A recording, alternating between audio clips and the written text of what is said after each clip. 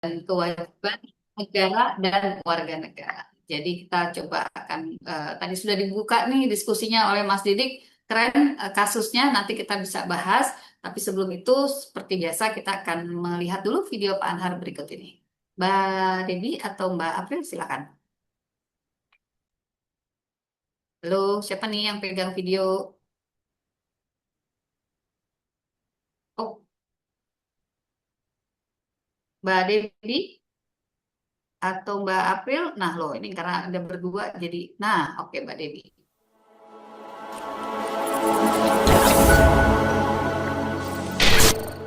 Sebenarnya persoalan ini berkaitan dengan apa yang telah kita terangkan, khususnya tentang konstitusi. Karena apa yang akan kita bicarakan di sini yaitu sekarang, yaitu kewajiban hak dan hak negara dan warga negara, sebenarnya seharusnya sudah tercantum semua di dalam Undang-Undang Dasar atau konstitusi. Tetapi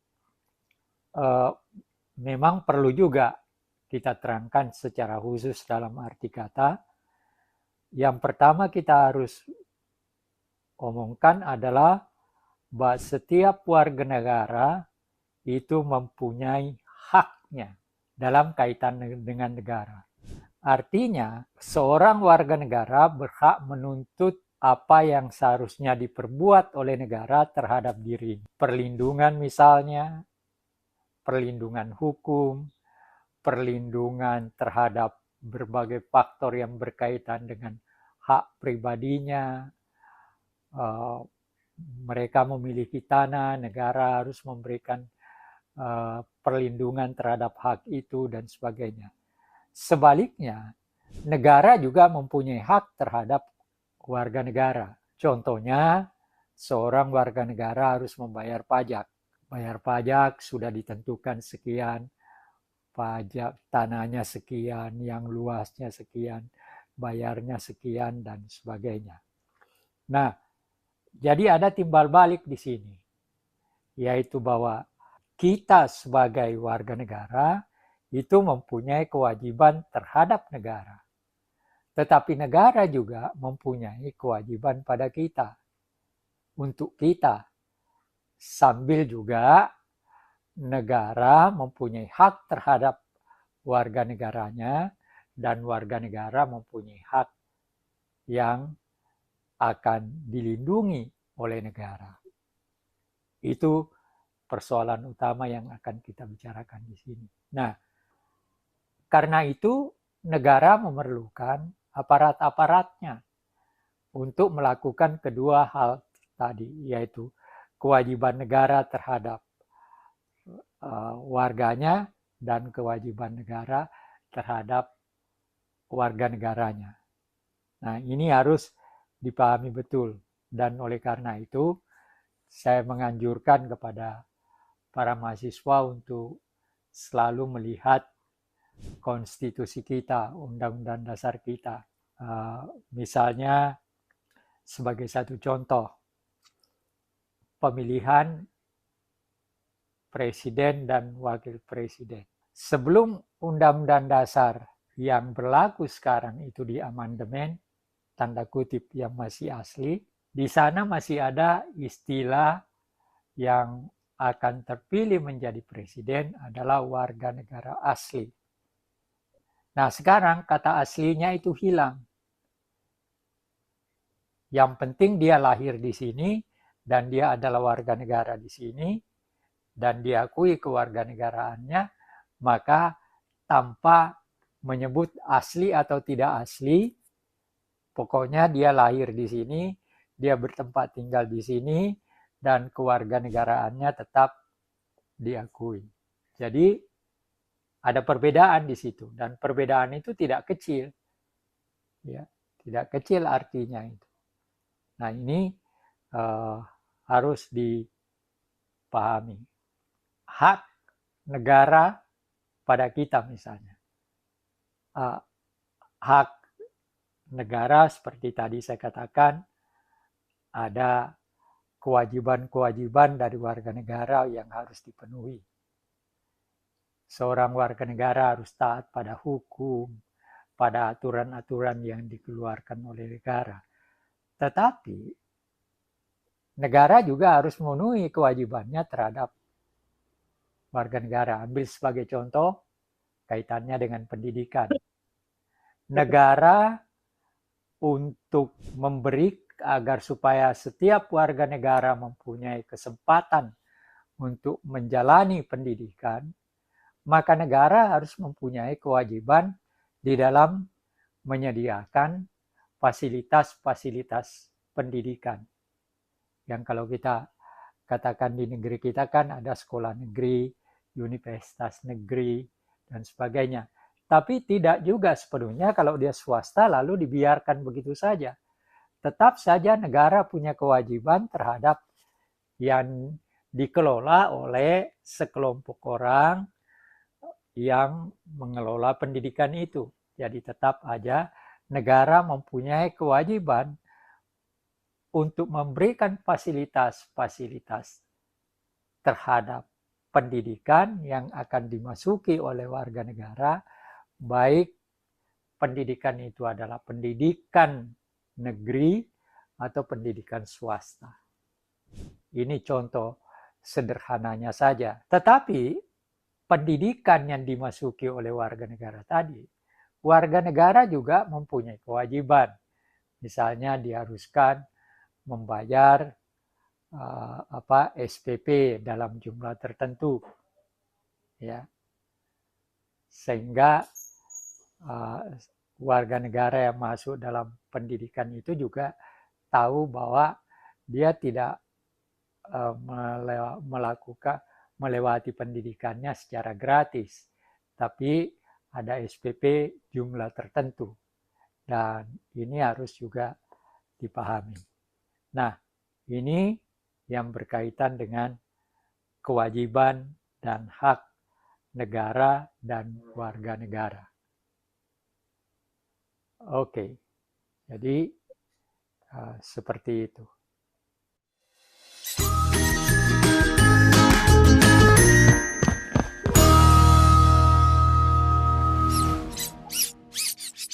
Baik, karena tadi sudah dimulai diskusinya oleh Mas Didik, Pak Anhar barangkali ingin berkenan memberikan langsung merespon atau mau mengupdate yang informasi atau perkembangan atau fenomena terbaru tentang hak dan kewajiban negara dan warga negara ini, Pak. Iya, ya sebenarnya itu kan semua seharusnya sudah tercantum dalam Undang-Undang Dasar. Apa hak kita sebagai warga negara, apa hak negara terhadap kita. Nah, tadi yang persoalan hilangnya kata asli, nah itu apa namanya? Hilangnya kata asli itu bisa aja nanti orang asing dalam arti kata Cina atau apa itu bisa menjadi presiden karena kata aslinya kan hilang, Bu. Ya. Tapi si Cina ini kan apa namanya warga negara atau orang Arab dia warga negara, turunan Arab warga negara. Jadi terbuka ruang bagi dia untuk mendapatkan berbagai kesempatan dengan hilangnya kata asli itu, termasuk menjadi presiden. Kalau menteri ya biasa itu, tapi presiden dan wakil presiden dengan kata asli hilang itu. Nah, sebenarnya latar daripada kata asli ketika itu ada kekhawatiran dari para pemimpin kita terhadap kemungkinan campur tangan Jepang.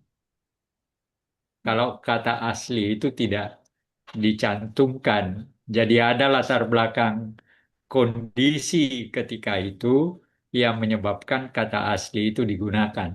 Jadi hanya itu aja, Bu. Silakan. Ya, baik. Terima kasih tambahannya Pak Anar. Tadi ini Mas Didik ini bercerita tentang kasus di Jakarta, Pak. Siswa SMA ya Mas ya, level SMK yang dia tidak bisa baca, tidak bisa menulis. Jadi ini sebenarnya anak berkebutuhan khusus mungkin Suaranya dia hilang. suara saya yang hilang, Pak. Teman-teman, sebentar maaf, ini Bu, suara. tadi tadi suaranya suara ibu ada, tapi suara yang lain hilang. Oh, Sini eh, ada Pak, di sini ada, sini nyambung Pak. sekarang terdengar, Pak? Iya, silakan. Ya, baik. Ya, saya coba ulang. Ada siswa SMA, setingkat SMA di Jakarta Timur, ini info dari Mas Didik, itu tidak bisa baca, tidak bisa nulis. Itu sebetulnya mungkin anak berkebutuhan khusus yang dengan program sekolah inklusif dari pemerintah, dia dipaksakan dari SD, SMP, tidak tidak di eh, kebijakannya kan tidak boleh tinggal kelas gitu ya, itu sehingga dia terus terus sampai di level SMA tapi tidak bisa baca, tidak bisa nulis. Nah, dalam perspektif Mas Didik, ini sebetulnya kan mungkin kesalahan kebijakannya gitu ya. Kenapa memaksakan apa inklusivitas itu satu, atau sebetulnya yang keliru adalah kebijakan yang tidak boleh tinggal kelasnya itu. Karena dulu rasanya angkatan saya nggak apa-apa juga gitu ya, anak nggak naik kelas. Oh, sih itu nggak naik kelas waktu SD ya, nggak naik kelas gitu. Oh ya nggak apa-apa ngulang. Kita zaman kuliah juga kan begitu. Kalau ke saya kebetulan kalau di IPB dulu tingkat satu itu kan ada kebijakannya adalah itu tingkat persiapan bersama yang kalau IPK-nya tidak sampai 2 itu nggak bisa lanjut ke tingkat 2. Jadi dia seperti ini Pak Anhar. Nah, itu istilahnya kita sebut ada teman-teman itu yang tidak naik itu ada bahkan dibuat kelas khusus dan biasa gitu. Jadi sebenarnya tadi ketika memang dia tidak cukup layak untuk naik, kenapa harus dipaksakan naik gitu ya. Nah, ini kebijakan seperti ini kira-kira gitu ya Mas Didik meminta tanggapan apakah yang keliru itu kebijakan inklusivitas sekolahnya atau memang yang tadi kebijakan yang tidak boleh tidak naik gitu. Jadi harus terus naik anak itu walaupun tidak punya kemampuan atau kapasitasnya tidak cukup untuk dia di level yang lebih tinggi. Gimana Pak Anhar? Ada pendapat? Iya, Bu. Iya. Saya melihat di TV ada anak SMP juga seperti itu, tidak bisa baca Ya di itu. depan gurunya. Jadi Walaupun itu hal anak-anak normal gitu ya Pak. Maksudnya bukan anak anak normal, anak bukan anak normal, berkebutuhan anak khusus ya. normal, ya. Nah, di situ kekeliruannya sebenarnya begini, Bu. Eh, ada cerita, Yusuf Kala cerita begini.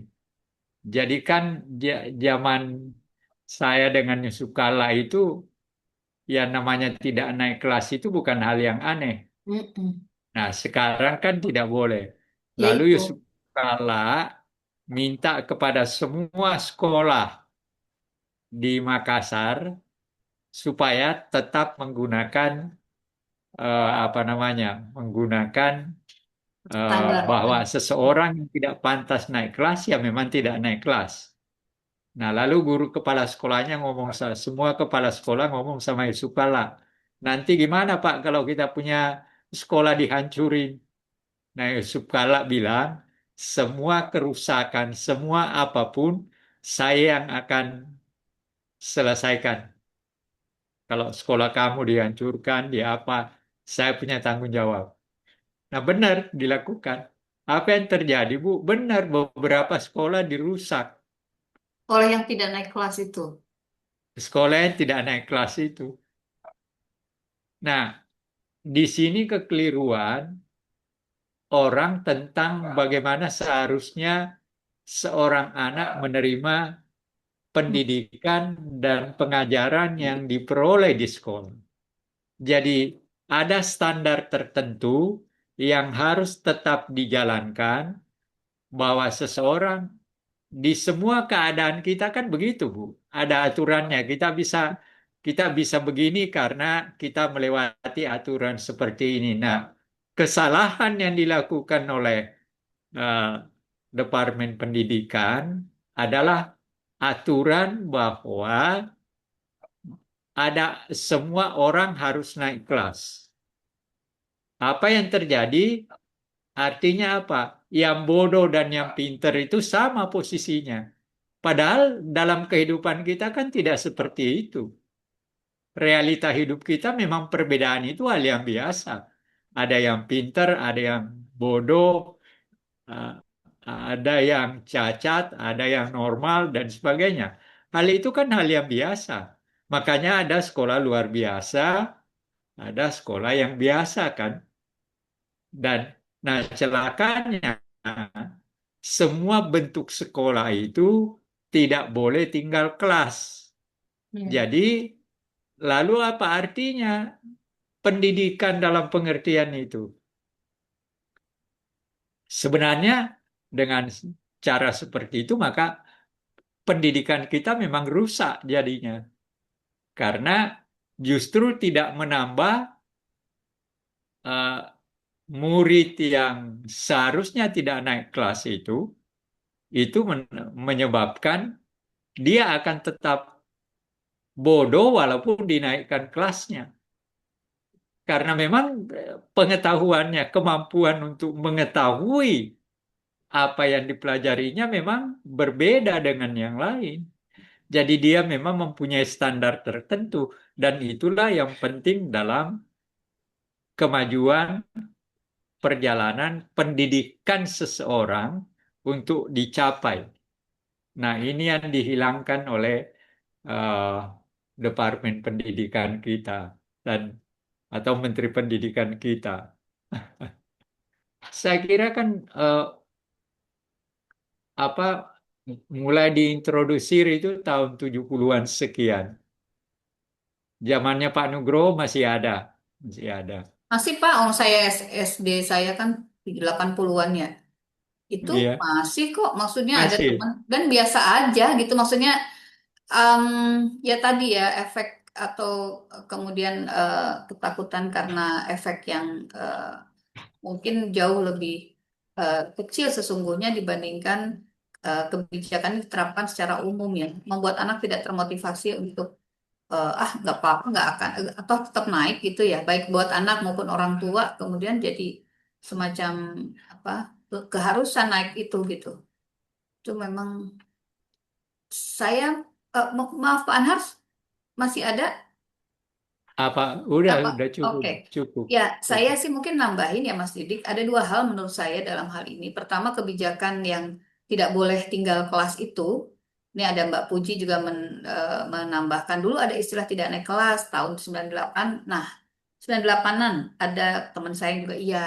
Itu tuh Mbak. Berarti kan 98 aja masih ada tuh Pak yang nggak naik kelas. Mungkin setelah Oh, reformasi ya kayaknya ya.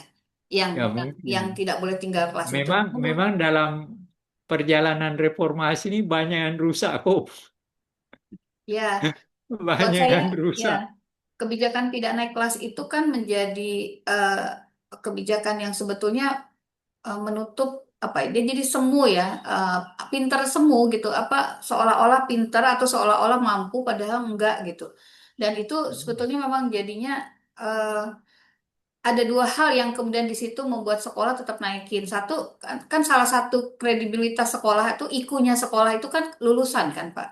Satu Iya. lulusan anak yang tidak naik kelas itu dijadikan standar sehingga kenapa juga belakangan juga kan kemudian muncul fenomena anak nilainya tinggi-tinggi gitu ya. Itu kan juga karena dinilai sekolah itu karena dari nilai anak-anaknya. Sehingga anak itu harus dibuat sedemikian rupa sehingga dia menunjukkan profil sekolahnya kan gitu.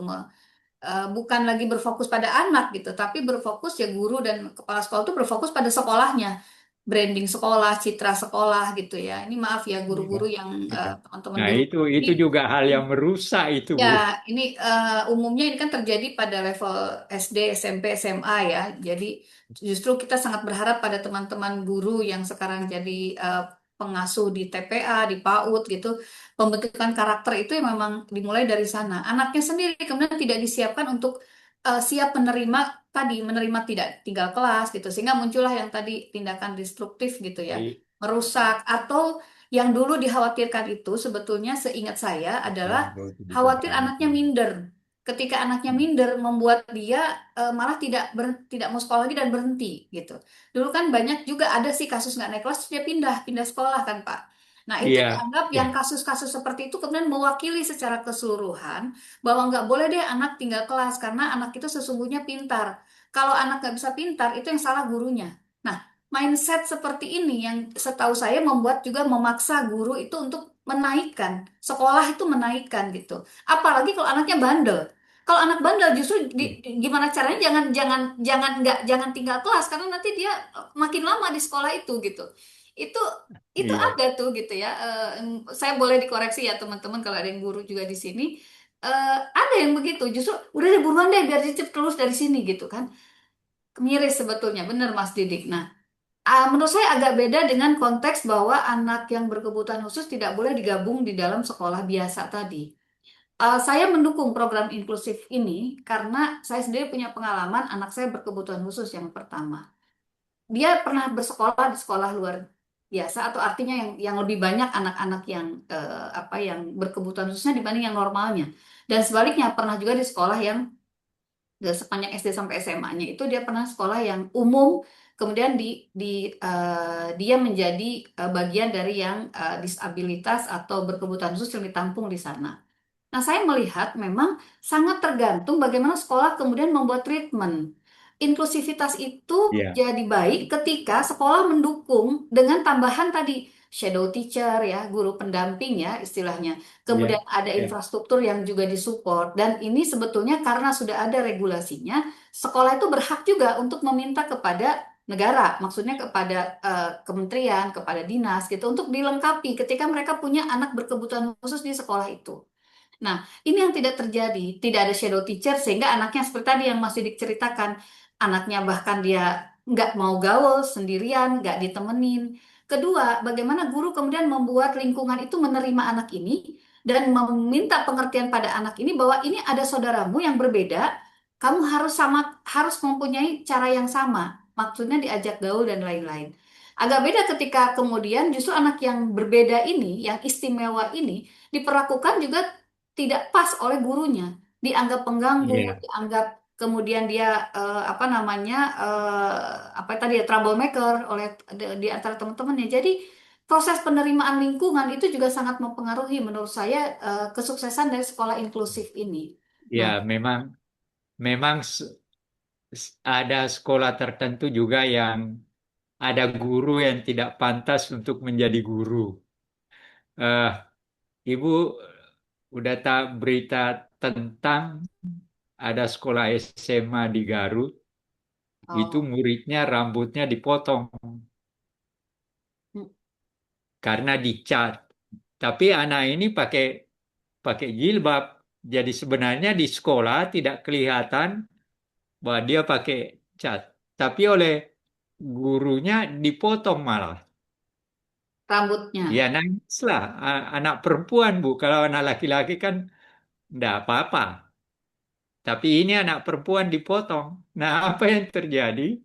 Sekarang orang tua murid itu marah, tapi Gubernur Jawa Barat mengambil anak-anak ini dibawa ke salon.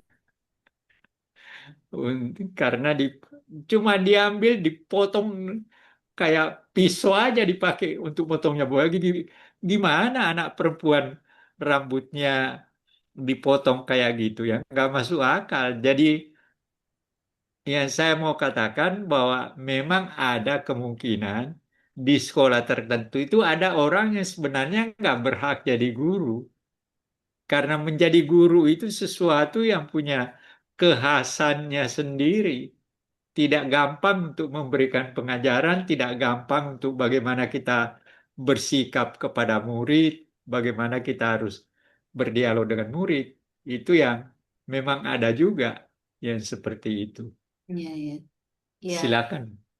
ya, gitu, Mas Didik itu mungkin komentar saya dan Pak Anhar ya, tapi konteksnya betul sih ini boleh tuh dicermati, ambil aja kasus satu sekolah yang inklusif, tapi case-nya diangkat dari yang seperti itu, misalnya menarik untuk menjadi bahan diskusi, bahkan kalau perlu ya kita bikin webinar sendiri gitu ya untuk melihat kembali, mencermati kebijakan ini.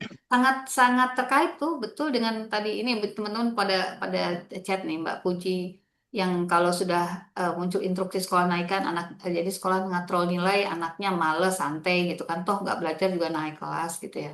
terus ada Iya, eh, itu Mbak salah satu Fatima, faktor psikologinya, Bu. ya. Anak-anak akhirnya ya wajar aja lah yang bodoh juga. Saya pinter tapi saya disamakan dengan yang bodoh. Masa saya ya udah saya nggak usah belajar sebagaimana seharusnya Itu ya. karena hal seperti itu. Ya, ini Mbak Fatima, benar ada sekolah seperti ibunya tidak repot. Ini yang mana ya? Yang mungkin yang tadi ya, yang anak bandel buruan lulus gitu ya.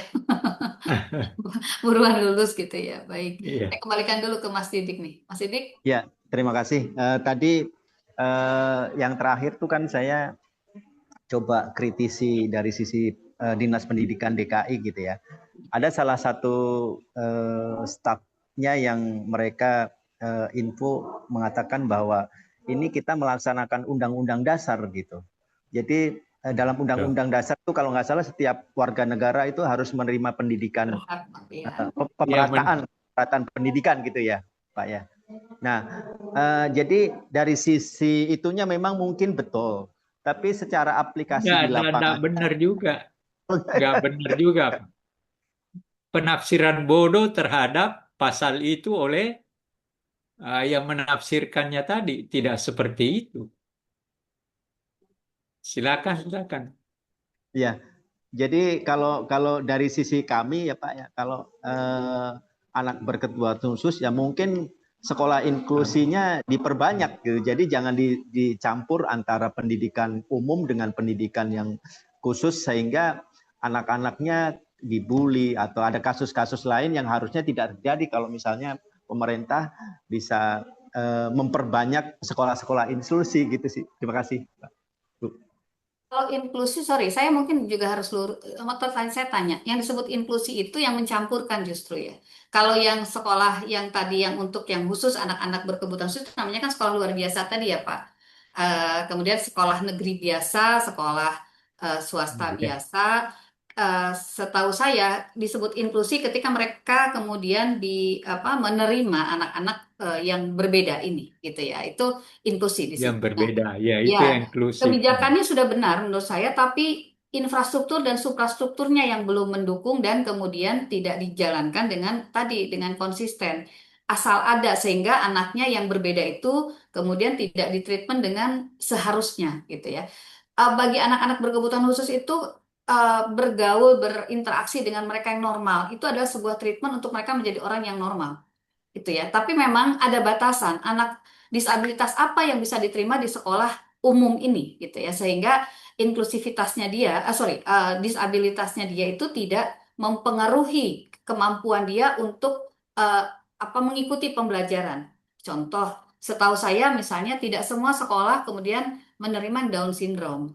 Tapi kalau dia anak-anak disabilitas fisik misalnya itu masih masih masih boleh diterima, masih bisa.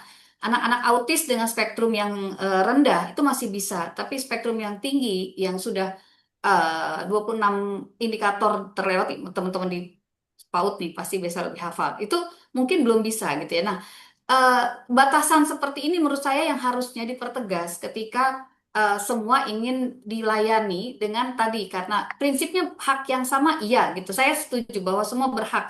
Nah, berhaknya itu kan tinggal tadi memfasilitasinya di mana, dalam bentuk apa gitu ya. Itu yang sebetulnya negara harusnya hadirnya di situ. Ya, sekarang baik ya jangankan untuk yang anak-anak berkebutuhan khusus atau yang abnormal, sorry, yang berbeda itu, tapi untuk yang normal saja, untuk yang biasa saja, pemerintah belum kok gitu. Paling gampang kan yang dilihat adalah indikator ketika anak tidak bisa sekolah karena biaya. Maka sebetulnya yang disebut semua punya hak adalah ketika anak yang miskin itu harus bisa sekolah juga. Sama haknya dengan anak Iya, yang orang kaya. Saya melihat esensi hak itu di situ harusnya. Jadi iya, memang iya, negara harus memang iya, Bu. memfasilitasi gitu loh. Tidak boleh membedakan yang miskin sehingga yang ini karena nggak bisa bayar nggak bisa sekolah gitu. Cuma tadi Iya, istilah Pak Anhar dipelintir ya, sehingga seolah-olah keharusan untuk memberikan hak semuanya, tapi tidak diimbangi dengan kesiapan dan kemudian ya tadi apa komitmen gitu ya. Ngebiarin yang penting ada di sekolah lah, kira-kira kan gitu. Yang penting kita ketika disidak, oh iya, ada kita inklusif dan segala sebenar, macam gitu. iya, Ya, sebenarnya itu yang dilakukan Prabowo terlepas daripada apa. Saya setuju dengan sekolah rakyat itu. Artinya kan orang miskin disekolahkan anaknya. Yang keliru pada Prabowo adalah menempatkan pada departemen sosialnya itu, menurut saya. Kan Oh, berbeda, tapi ya udah. uh, bahwa orang miskin sekarang diberi kesempatan. Itu saja menurut saya hal yang sangat penting. Ya dibanding dengan. Nah, ada yang keliru yang dilakukan oleh Prabowo adalah anggaran belanja pendidikan digunakan juga untuk MBG. Jadi ada sekian ratus triliun anggaran pendidikan diambil untuk MBG dengan alasan ini untuk sama sama nilainya dengan pendidikan dan MBG itu karena anak ini juga untuk di, di, dicerdaskan gitu. Nah, menurut saya keliru pemahaman itu, keliru karena eh, saya selalu mempertanyakan sebenarnya apakah benar taruhlah Prabowo berkuasa 20 tahun 10 tahun. Apakah benar dengan MBG itu maka akan terjadi ada sejumlah anak yang dengan gizi dari MBG maka dia akan menjadi orang yang hebat. Kan itu pertanyaan yang yang belum tentu kita bisa yang pasti kita tidak bisa melihat hasilnya dalam jangka waktu 2-3 tahun. Pasti dilihat dalam jangka waktu tertentu yang lebih panjang. Nah, jadi saya menerima sekolah rakyat walaupun dengan catatan itu tadi, tetapi bagi saya MBG belum tentu mempunyai hasil seperti yang dibayangkan oleh eh, Prabowo CS. Silakan, Bu. ya. Ya, saya kembalikan dulu Mas Didik. Wah, udah tutup berarti kita kita bisa pindah dulu ya. Karena ini masih banyak nih teman-teman. Ada saya bacakan dari Mas Andri Darmawan di Kaltim ya, Mas. Saya sebagai warga negara dituntut pajak dan sebagainya. Kewajiban negara untuk mensejahterakan masyarakatnya bagaimana, Pak? Saya ingat satu paradoks, makin korupsi satu bangsa, makin banyak hukum dibuat. Hukum dan kebijakan yang dibuat bukan untuk melindungi rakyat. Komentar sih. Tapi mungkin maksudnya ya tadi ini keseimbangan antara hak dan kewajiban ya, Mas Andri ya. Kira-kira itu butuh komentar. Pak Anhar barangkali mau berkomentar. Ya, Kita kalau bayar itu pajak, kalau itu tapi kok nggak balik gitu ya, kira-kira gitu kan. ya tapi ya, apa yang dipertanyakan itu kan dipersoalkan itu kan sebenarnya faktual juga, Bu. Hmm, Iya kan? Faktual juga. Dan iya. itulah yang menjadi persoalan di pemerintahan kita. Ya, coba bayangkan, Bu, di Kalimantan Timur, gubernurnya begitu hebat menghabiskan uang hanya untuk dirinya sebagai gubernur, sementara ada anak SMA meninggal dunia oleh karena sekian tahun dia pakai sepatu yang sempit. Seharusnya sepatunya dia itu 43, tapi yang dia punya hanya nomor 40 dan ibunya tidak bisa menggantikannya karena kemiskinannya. Akhirnya anak itu meninggal dan di mana di Kalimantan Timur itu terjadi. Jadi sementara gubernurnya berpoya-poya menghabiskan uang rakyat, sementara ada seorang anak yang meninggal dunia oleh karena kemiskinannya hanya karena persoalan tidak mampu membeli sepatu. Kasus Jadi baru ya Pak. Saya kok belum baca, ya, belum lihat. Ada ya? iya, ada.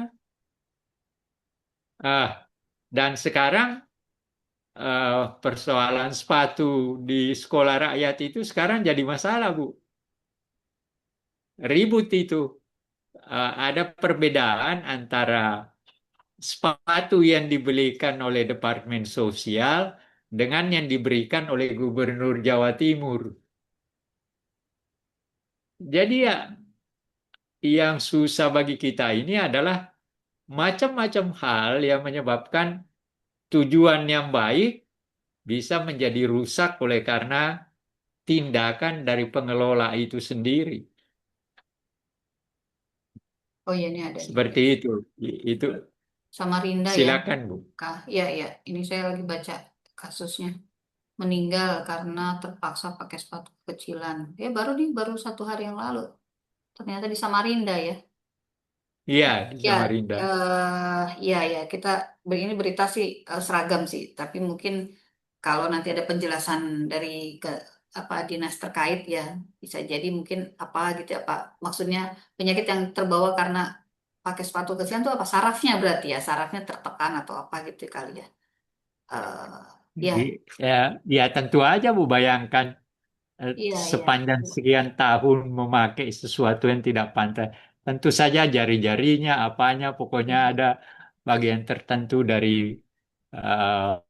kakinya itu memang sampai ke saraf kan itu, Bu. Iya. Oke, baik. Ini Mbak Dewi Sada yang di Jerman nih Pak, bilang di Jerman tuh nggak naik kelas merupakan hal yang biasa. Bahkan dari SD saja memungkinkan untuk tidak naik kelas gitu. Iya. Iya, iya, Ya, yang sebetulnya kan ini soal reasoning dan kemudian bagaimana penerimaan dan treatment berikutnya ya kepada iya. anak yang tidak naik kelas itu gitu kan, tidak menjadi bahan bulian, kemudian bisa diberi pengertian bahwa bisa jadi belum naik kelas karena kamu masih memang terlalu muda kan, misalnya bisa juga memang apa ya, ini kan soal bagaimana anak bisa tetap tidak minder, tetap termotivasi untuk kemudian ketika tidak naik kelas itu justru dia menjadi jauh lebih baik dibanding kalau dia naik kelas dipaksain gitu ya. Saya nggak tahu Mbak Dewi bisa share nggak? Maksud saya cerita dong, mungkin di Jerman tuh treatmentnya gimana sih untuk anak yang nggak naik kelas ya? Misalnya ada case di sekolahnya tuh gimana terhadap anak yang tidak naik kelas dan teman-temannya yang naik kelas gitu untuk memperlakukan anak yang tidak naik kelas ini. Mbak Dewi mana ya? Iya Bu, hadir. Ah, Mohon Mbak maaf. Dewi boleh dong? Gimana Iya, pengalaman karena di di sini di masih situ? jam 3 pagi, jadi saya off cam ya Bu, karena masih pagi Oh, banget. ya Allah, sorry. Ya udah, Gak apa-apa. boleh Mbak, nggak apa-apa. Cerita sedikit mungkin bisa jadi pembelajaran buat teman-teman yang sekarang mungkin juga guru-guru ya. Iya, Silakan jadi Mbak. karena memang di sini nggak naik kelas itu adalah hal biasa, jadi otomatis dari teman-temannya juga nggak ada yang ngebully gitu. Dan di sini untuk hal-hal seperti itu tuh gurunya strict banget. Jadi kalau misalnya melihat ada pembulian atau ada hal-hal yang seputar itu tuh cepat banget ditangani dan itu bukan hal yang dibiarkan gitu. Begitu, jadi teman-temannya nggak ada reaksi apa-apa sih, cuma paling menyemangati atau membantu kalau misalnya ada kesulitan gitu. Jadi memang dari gurunya sudah menyiapkan lingkungan dan gurunya pun sudah menentukan sikap gitu untuk kasus bully ini atau ada teman-teman yang nggak naik tuh mereka memberikan contoh harus bagaimana gitu. Jadi lingkungannya sih Bu disiapkan dan sebelum lingkungan pasti gurunya juga ya, gurunya dipilihkan orang-orang yang memang memahami. Terus ya dan disiapkan Bu gitu dan enaknya walaupun kami bukan warga negara Jerman gitu ya, tapi kami mendapatkan hak yang sama di sekolah negeri, perlakuan yang sama gitu. Jadi alhamdulillah gitu.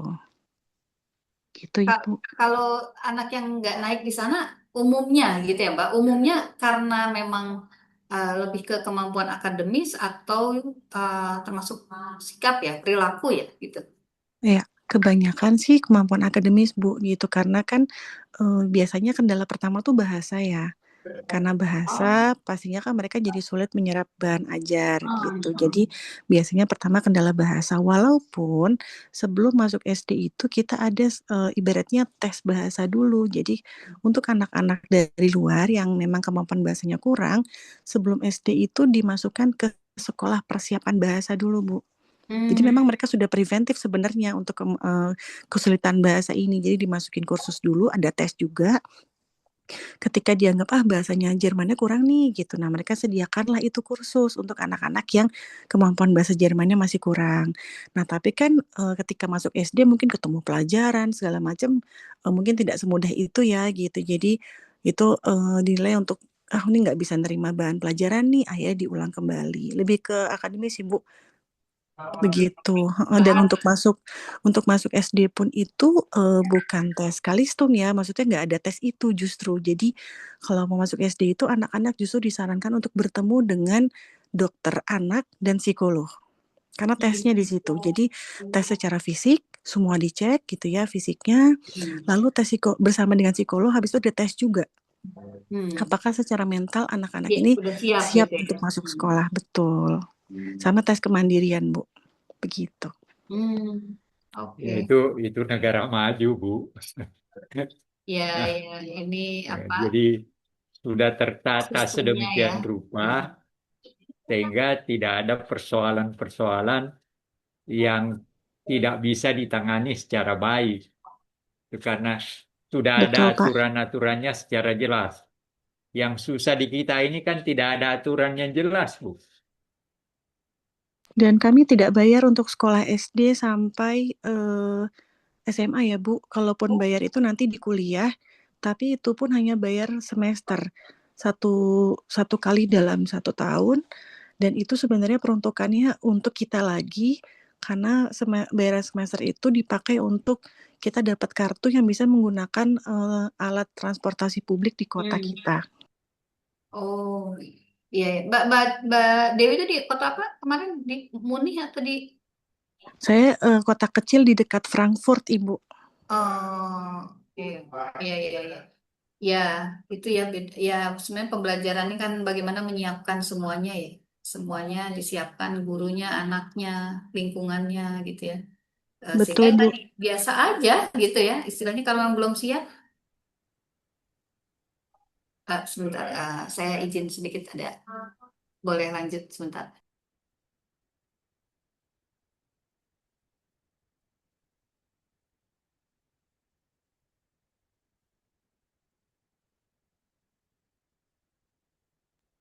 Iya, baik, maaf sedikit. Ini kebetulan mau ada tamu Pak Anhar jam 10 sih, saya bilang jam segini udah datang tamunya. Iya. Baik, terima kasih Mbak Dewi sharing pengalamannya. Ya, Sama-sama, Ibu. Terima sukses ya. kasih, Mbak Dewi. Sama-sama, Pak. Ini ada pertanyaan nih dari Bang Laada yang di Papua nih, Pak Anhar. Bagaimana Apa, Bu? strategi pemerintah dan lembaga pendidikan dalam menyediakan sumber daya manusia, dalam kurung guru berkualitas dan tenaga pendamping khusus untuk mewujudkan pendidikan inklusif dari Sabang sampai Merauke, terutama di daerah pedalaman seperti Memberamo Raya yang masih mengalami kekurangan guru dan keterbatasan tenaga profesional. Terus yang kedua, apa faktor utama yang menyebabkan rendahnya kualitas dan kuantitas tenaga pendidik berbakat? Tenaga pendidik berbakat, talenta pendidikan di wilayah pedalaman Papua, dan bagaimana solusi kelanjutannya? Mana tadi? Oh, solusi berkelanjutan agar anak berkebutuhan khusus maupun siswa umum tetap memperoleh hak pendidikan yang setara. Ini yang tadi ya, berarti ya masih. Sejauh mana pendidikan nasional kebijakan pendidikan nasional menjawab tantangan pemerataan SDM, pendidikan inklusif di daerah terpencil. Oh ya, intinya kurang lebih sama ya, menyiapkan sumber daya manusia, termasuk tadi pelatihan, insentif kerja, penggunaan teknologi, dan pengembangan kompetensi lokal. Baik, ini sebenarnya PR-nya untuk pemerintah nih ya. Apa sih sebenarnya? Tapi mungkin dalam perspektif kita, kira-kira Pak Anhar, di mana sih kekurangannya dan apa yang mesti disempurnakan, disiapkan? Nah, salah satu faktor utama dari negara kita yang seluas ini, Bu, adalah faktor orang mau tidak untuk ke daerah yang jauh itu, Ya. untuk menjadi guru, sebagai satu contoh. Ya, di Papua saya tahu yang paling banyak juga penduduknya kan orang Bugis itu, orang Bugis dan sebagainya. Tetapi di daerah-daerah pedalamannya, ya memang sangat, ya waktu saya masih bekerja dulu, saya sering beberapa kali ke Papua, memang berkali-kali saya sampaikan berbagai hal kepada ketika rapat Rakernas dengan departemen dan teman-teman kepala kanwilnya. Tapi ya kesulitannya apa, Bu? Yang saya tahu ketika itu. Kakanwilnya sendiri misalnya belum tentu tahu tentang situasi di Papua karena dia orang luar gitu. Ambil sebagai contoh, saya pernah marah betul. Jadi saya datang lalu saya tidur di guest house-nya Departemen Pendidikan. Ada seorang dari Jawa Timur diangkat sebagai kepala perpustakaan. Kebetulan dia karena belum dapat rumah akhirnya tidur di guest house juga. Paginya ya saya makan bersama dengan dia. Nah, kebetulan pada saat makan bersama itu di luar sana ada orang Papua yang pakaiannya kotor tapi karena memang sedang bekerja membersihkan. Padahal dia baru 3 hari ya datang. Terus dia ngomong pada saya, Pak, susah ini. Orang orang Papua ini susah, bodoh, kotor. Waduh, apa emosi saya emosional mendengar kata-kata itu. Akhirnya saya katakan, Mas, Anda itu ditugaskan ke sini bukan membodoh-bodohi orang, tapi justru perpustakaan itu digunakan untuk memintarkan orang Papua. Tapi Anda tidak pantas jadi kepala di Mas Sekjen supaya Anda dipecat. Saya sampai emosi ngomong seperti itu, Bu. Dengar. Ya masa, tapi memang salah satu kelemahan dari pejabat-pejabat kita, juga termasuk ketika kita masih di tim-tim, adalah selalu mereka menunjukkan diri bahwa mereka memiliki lebih beradab, lebih pinter, dan sebagainya. Nah, ini hal yang sangat sangat jelek. Dan itu masih di Papua masih ada sikap-sikap seperti itu. Apalagi di daerah pedalaman. Padahal anak Papua belum tentu sebodoh belum tentu tidak pintar. Bahkan sekolah yang dibangun oleh Kompas menunjukkan bahwa rata-rata anak Papua yang di sekolahnya Kompas itu adalah anak-anak yang pintar. Gitu. Nah, hal-hal seperti ini memang terjadi, Bu. Saya saya artinya saya menyaksikan, saya mengalami berbagai hal yang tidak pantas terjadi karena ya semacam tanda kutip kesombongan daripada saya kalau ke Papua, Bu, tidak jarang marah di lingkungan kawan-kawan Kanwil Departemen Pendidikan. Oh, mereka pakaiannya mau menunjukkan pakai safari menunjukkan bahwa dia eh, lebih lebih pintar, waduh, saya sering dan berkali-kali hal itu saya sampaikan ke Rakarnas atau bahkan ke Menteri, ke Sekjen yang tadi saya katakan orang kepala perpustakaan baru dari Surabaya itu, saya sampaikan kepada Sekjen, tolong pecat orang itu nggak pantas saya bilang. Tapi saya nggak tahu apakah dilakukan atau tidak. Yang jelas saya sampaikan. Saya sampaikan kepada yang bersangkutan bahwa saya akan meminta Anda dipecat karena Anda tidak pantas. Ketika saya tiba di Jakarta, saya segera ketemuin Sekjen, pecat orang baru itu karena itu merusak.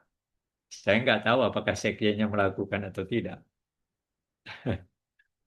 Memang banyak kok, Bu, pejabat-pejabat kita, pegawai kita yang bekerja di berbagai tempat, ya tidak memahami apa yang harus dilakukan. Saya tahu itu pada waktu, saya nggak tahu kalau sekarang. Kalau dulu banyak dan di lingkungan departemen pendidikan saya sering melakukan kritik tajam baik secara terbuka di Rakernas maupun kalau saya datang ke daerah-daerah. Banyak kok orang yang bekerja di lingkungan Departemen Pendidikan tidak pantas, Bu. Dulu, zaman saya nggak tahu kalau sekarang. Saya. Tapi kalau zaman saya masih bekerja, saya tahu betul akan hal itu.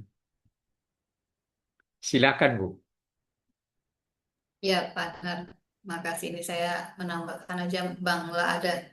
Kalau menurut saya sebetulnya kalau ditanya strateginya apa sih? Mungkin yang harus diubah pertama kali paradigma tentang pendidikan ya. Ketika paradigma pendidikan kita hari ini khususnya kita mungkin saya akan membatasi dulu di pendidikan tinggi lah. Kenapa model UICI seperti ini yang juga ada beberapa kampus menggunakan konsep ini?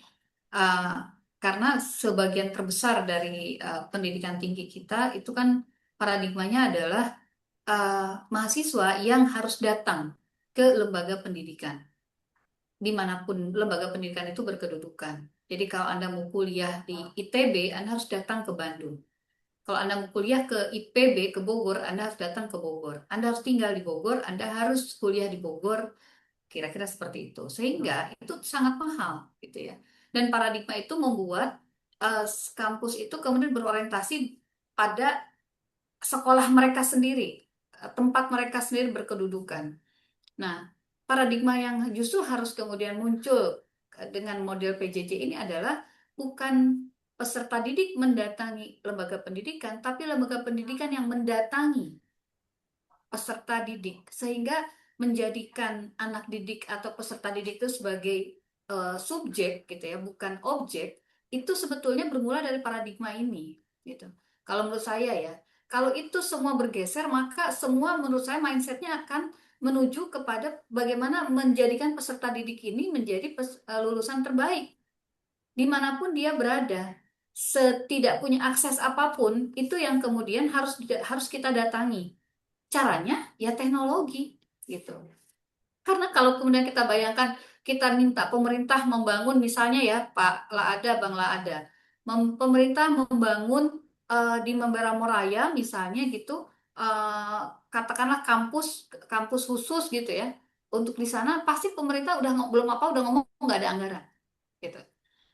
Kan kemudian karena paradigmanya memang harus di sana. Tapi kalau kemudian model seperti PJJ, seperti UICI, mungkin bukan hanya UICI, nanti kita harusnya punya banyak. Saya tadi share kebetulan buat 2 minggu lalu saya didatengin oleh satu pusat kajian yang mereka baca tulisan saya di media Indonesia tentang PJJ ini. Itu sebetulnya kan yang kita lihat dari 4 ribuan Pak kampus di Indonesia itu yang punya konsep seperti ini kan baru 4. Baru UT, Cyber Asia, UICI, dan satu lagi Cyber Muhammadiyah gitu ya. Itu bermula dari mindset kita yang harus datang karena tidak semua orang punya akses gitu. Tidak semua orang bisa datang, tidak semua orang punya kemampuan gitu. Nah, itu paradigma yang pertama Bang Laada. Jadi kalau kalau kemudian strateginya seperti apa? Menurut saya mereka harus bisa menyediakan tadi akses-akses pendidikan, bukan hanya pendidikan tinggi tentu gitu ya, di mana yang pendidikanlah yang menjangkau kepada mereka. Prinsip mendatangi kan bukan secara fisik tentu ya gitu ya, bukan harus secara fisik gitu. Nah, itu. Kemudian yang kedua, menyediakan sumber daya manusia guru dan pendamping khusus. Artinya yang harus dilihat adalah menurut saya mungkin ya di review kurikulum. Kurikulum pendidikan keguruan salah satunya. Seperti tadi, misal menghadapi yang di Jerman ya Mbak Dewi ya, menghadapi siswa yang tidak naik kelas gitu.